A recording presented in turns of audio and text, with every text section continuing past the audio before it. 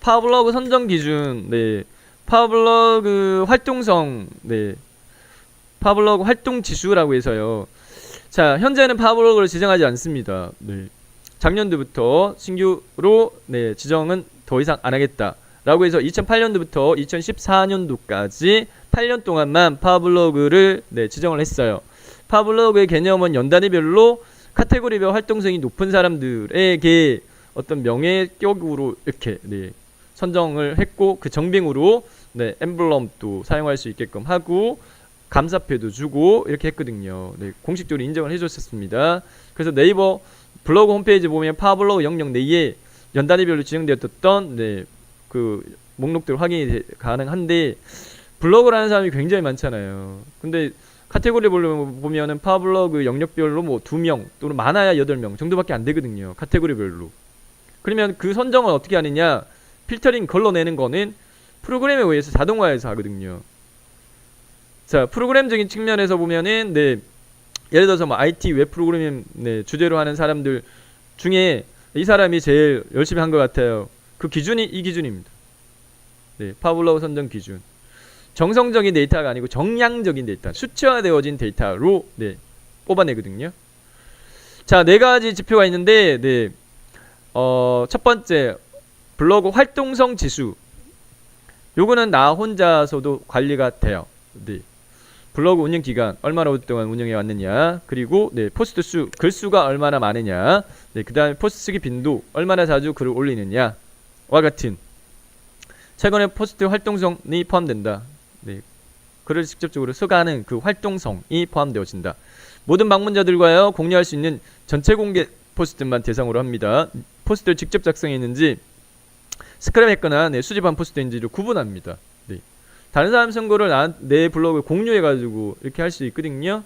근데 네, 스크랩이라는 용어와 공유라는 용어는 같습니다. 네, 같은데 지금은 네, 이전 달에 제가 설명을 언뜻 드리긴 했는데 예전에는 그런 문제들도 있었어요.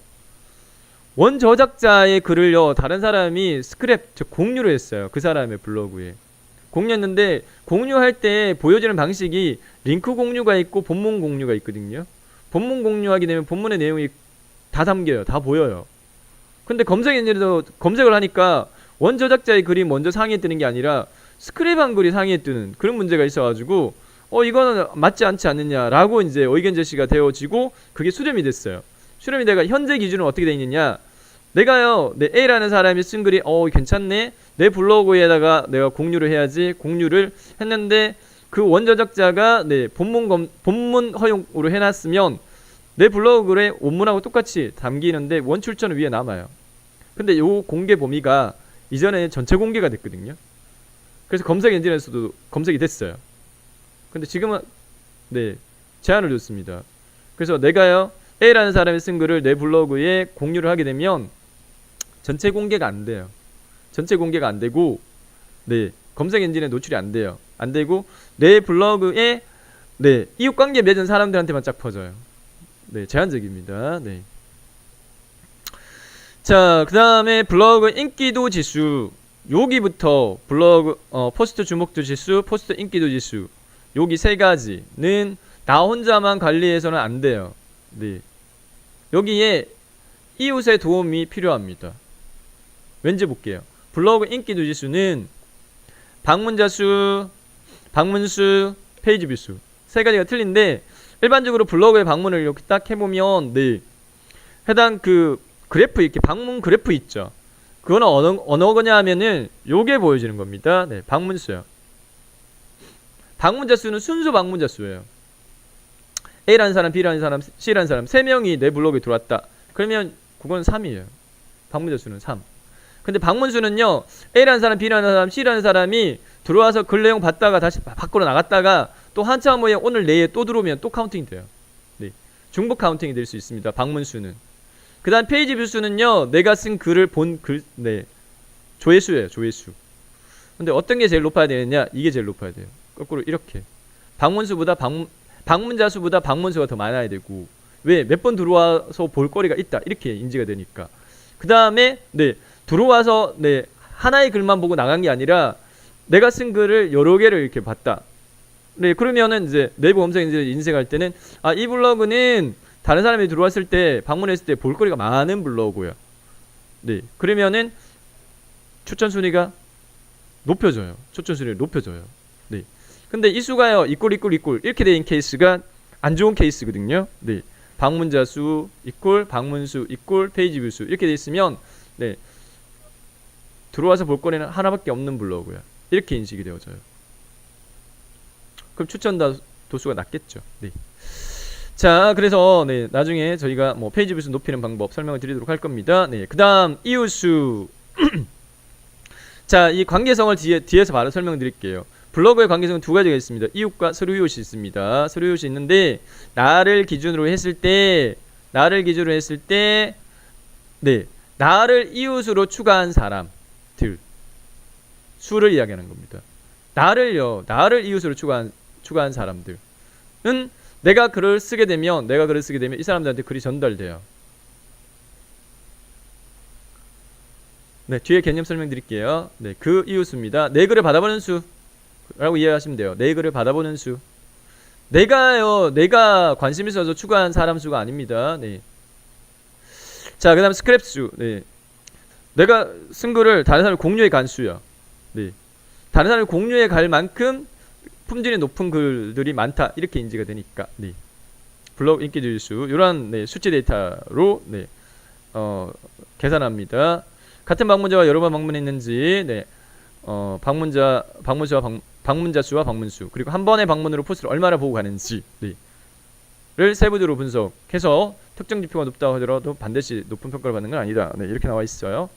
자, 그 다음에 포스트 주목도 지수는 블로그 홈에 주목받는 글과 동일한 주목도 지수로 활용하는데 포스트 내용이 글을 이야기합니다. 포스트는 글 내용이 충실하고요. 그리고 많은 방문자들이 포스트를 읽고요. 글을 읽고요. 그리고 요거요.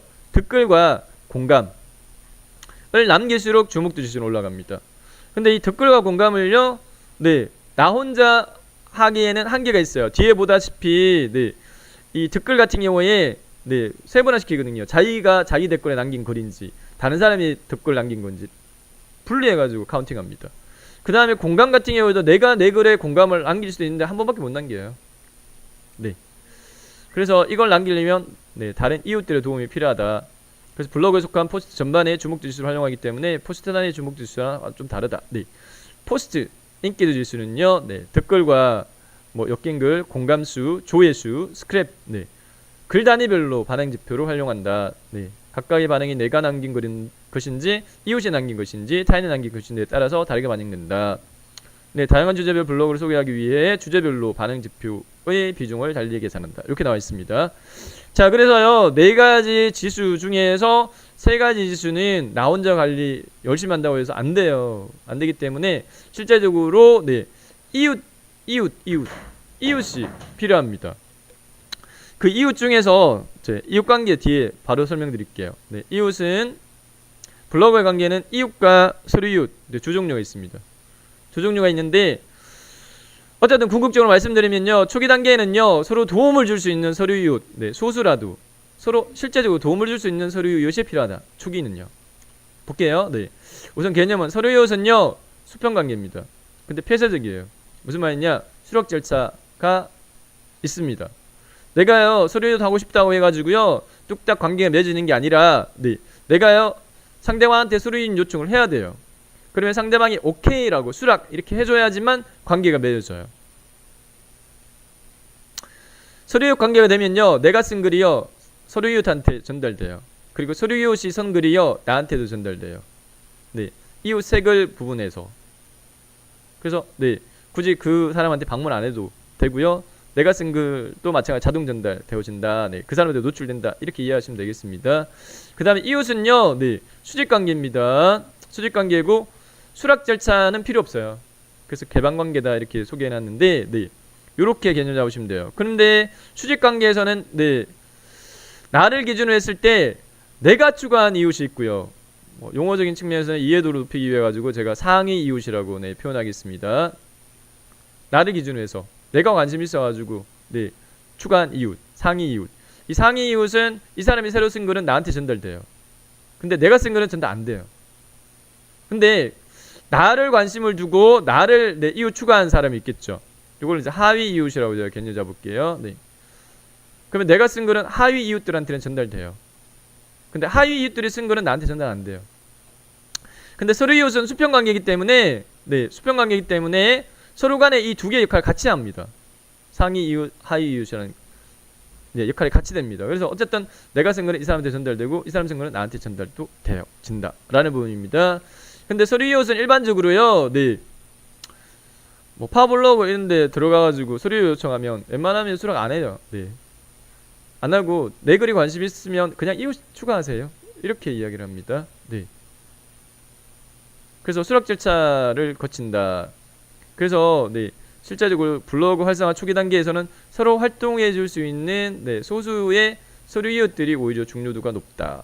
그래서 어떻게 하느냐, 지금 현재 저희 과정을 수강하시는 분들끼리 상호간에 서류 이웃을 서로 맺어보자 라는 부분입니다.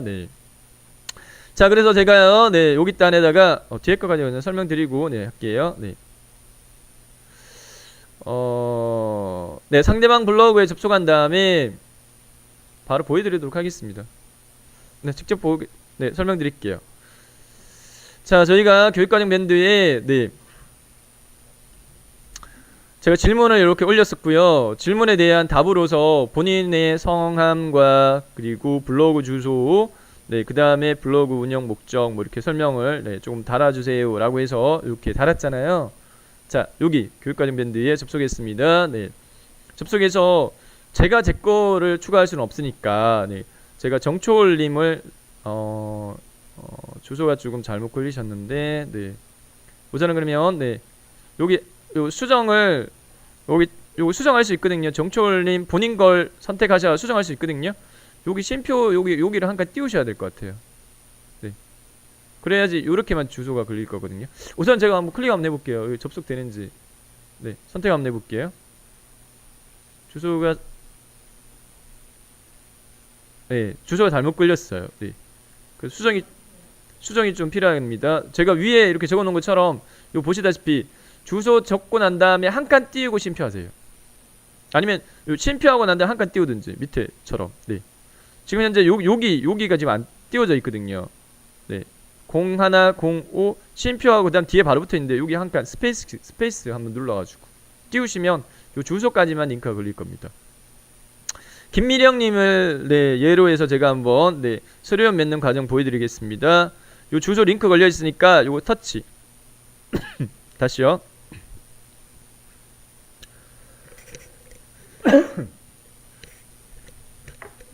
주소를요 제가 손으로 터치하겠습니다. 터치.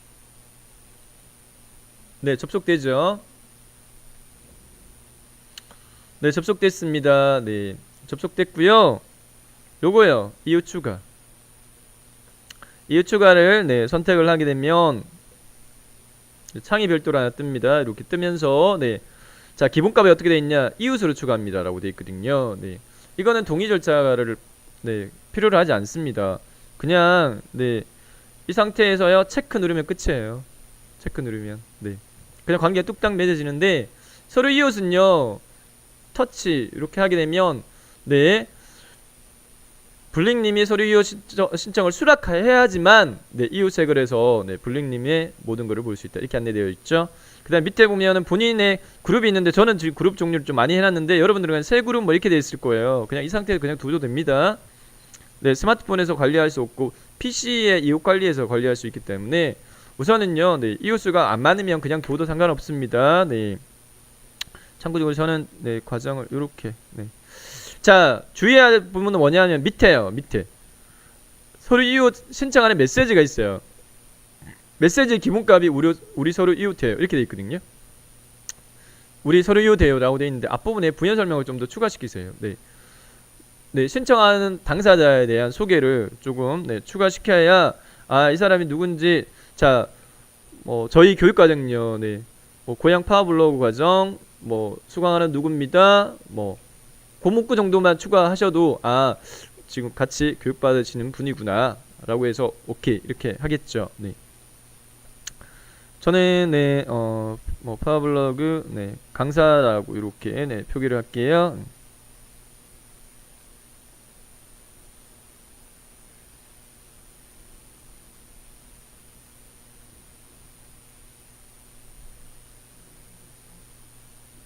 네, 이렇게 네 문구를 이렇게 네 했습니다. 네, 다시요 제가 네 이렇게 문구를 추가시켰습니다. 네, 파워블로그 뭐 이렇게 했고요. 네, 그 다음에 요거 체크요. 요거 체크를 딱 터치하면 네 메시지가 전달이 됐어요. 네, 전달이 됐고요. 네, 전달되어진 경우에 수락하는 부분은요. 네, 수락하는 부분은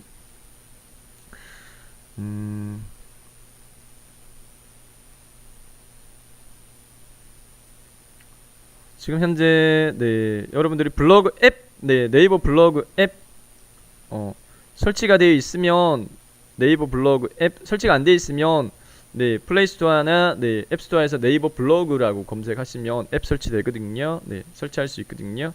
네이버 블로그 앱 네에서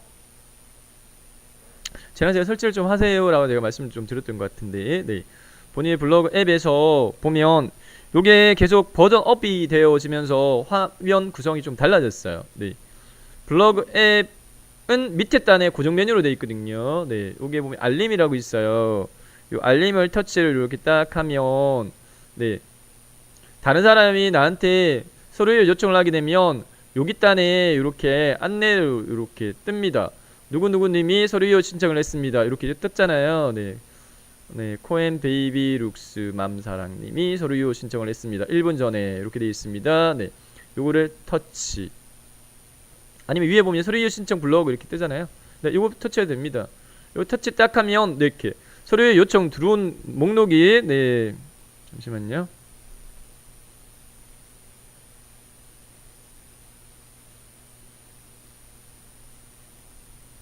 없어졌네.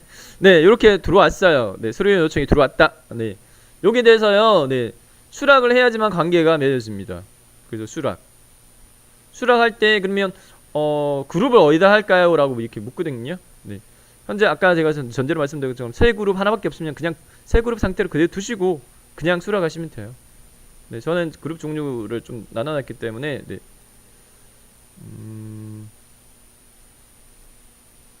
네, 이렇게 됐습니다. 그 다음에 왼쪽 상단, 오른쪽 상단에 체크. 잠시만요. 오른쪽 상단에 체크. 요거 딱 누르면 관계가 뚝딱 맺어졌어요.